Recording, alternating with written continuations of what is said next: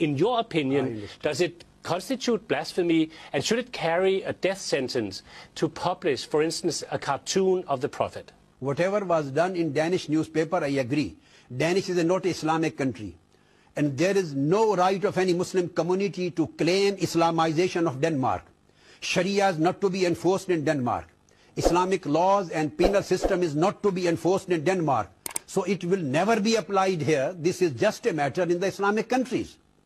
I believe in democracy. Parliaments have their own choice to make the blasphemy laws or not to make, what kind of punishment they want to formulate and what kind of not. So Danish Parliament has its own right, freedom. So I would say no punishment for the cartoons publisher newspaper here in Denmark. So I would say no punishment for the cartoons publisher newspaper here in Denmark. So I would say no punishment for the cartoons publisher newspaper here in Denmark. So what this about is in not non-Muslim Pakistan? society and non-Muslim state. باقی تو تحقیق انہوں نے کی ہے نا اس Canada والے بغیرت کے بارے میں، اس دلے کے بارے میں، اس خنزیر کے بارے میں. وہ دلہ ساری زندگی حضور کا کھایا اور ذلیل جب وقت آیا حضور کی عزت پر پہرا دینے کا تو پادریوں کے جھولی میں جا کر بیٹھا.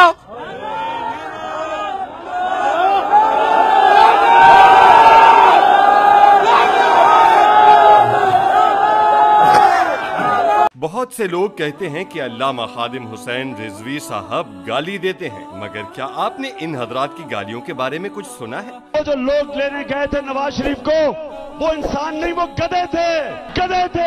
پارٹی جھنڈا بھی نا ماں ترکاری سے دادے ڈمے بچے دے انسان پٹھے کتے حرامزادے. تمہاری کیا کوالیفکیشن بنے ہوئے ہو؟ چوتیا آدمی بھڑوت کرتے ہو. تیرا باپ 430 سال، تیرا سارا خون کتوں کا خون ہے. بات صرف گالیوں تک ہی محدود نہیں، بلکہ نوبت کبھی کبھی ہاتھا پائی تک بھی پہنچ جاتی ہے. ہمارے دین میں اعمال کی بنیاد نیت پر رکھی گئی ہے، تو یہ دیکھنا بہت ضروری ہے کہ گالی دینے والا گالی کیوں دے رہا ہے. یہ سیاستدان ایک دوسرے کو گالی اس لیے دے رہے ہیں کیونکہ سامنے والے نے ان کے لیڈر کو، ان کی ذات کو نشانہ بنایا ہے. اس لیے ہاتھ اٹھا رہے ہیں کیونکہ بات ان کی ذات پر آ گئی. مگر جانتے ہیں خادم حسین رضوی کی جو کلپ ہر جگہ گردش کر رہی ہے وہ کب کی ہے؟ یہ کلپ غازی ممتاز قادری کی شہادت کے دوسرے دن کی ہے. اس دن ہر عاشق رسول کا دل غم سے بوجھل اور ذہن غصے سے بپرا ہوا تھا.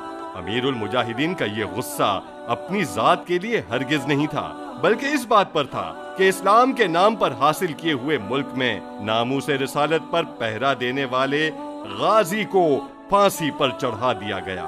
جس شخص کو امیر المجاہدین نے دلال کہا وہ طاہر القادری ہے، جس نے مغرب کو خوش کرنے کے لیے ناموس رسالت پر اپنا موقف ہی تبدیل کر دیا اور اس قانون کی مخالفت کرنے لگا کہ جو بھی گستاخی رسول کا مرتکب ہو، مسلمان ہو یا غیر مسلم، مرد ہو یا عورت، جو گستاخی رسول کا مرتکب ہو اس کی سزا قتل ہے.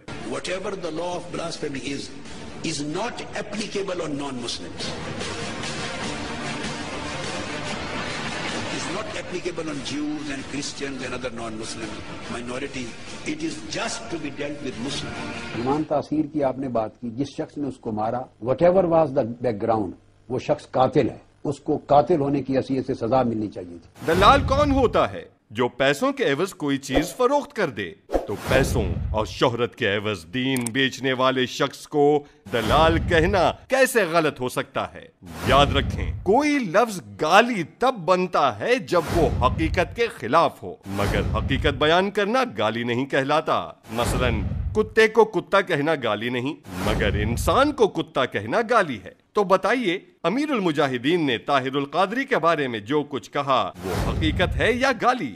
مسلم لیگ اور پیپلز پارٹی طاہر القادری کو اپنے سیاسی مفاد کے لیے برا بھلا کہیں تو جائز، مگر امیر المجاہدین دین کے دفاع میں اس پر تنقید کریں تو غلط. کیونکہ امیر المجاہدین نے جب بھی سخت زبان استعمال کی تو صرف اس کے خلاف جس نے دین سے غداری کی. میں آپ کو چیلنج کرتا ہوں کہ ایک بھی ایسی ویڈیو پیش نہیں کی جا سکتی جس میں امیر المجاہدین نے خود پر تنقید کرنے والوں کو برا بھلا کہا ہو۔ ان کا ہدف صرف دشمنان دین ہیں، ہم تو پھر بھی صرف سخت زبان پر اکتفا کیے بیٹھے ہیں۔ اب آئیے اصل مدے پر۔ سخت زبان تو سب نے استعمال کی، سوال یہ ہے کہ آپ کس کی سخت زبان کو نظر انداز کرنے کو تیار ہیں؟ ان کی جو سیاست کے لیے لڑتے ہیں، یا ان کی جو دین کے لیے آواز بلند کرتے ہیں؟ فیصلہ آپ کا۔ ووٹ انہیں دیں جن کی لڑائی اپنی ذات سے شروع اور اپنی ذات پہ ختم، یا انہیں جن کی لڑائی دین کے دفاع سے شروع اور دین کے اقتدار پر ختم۔ Subscribe.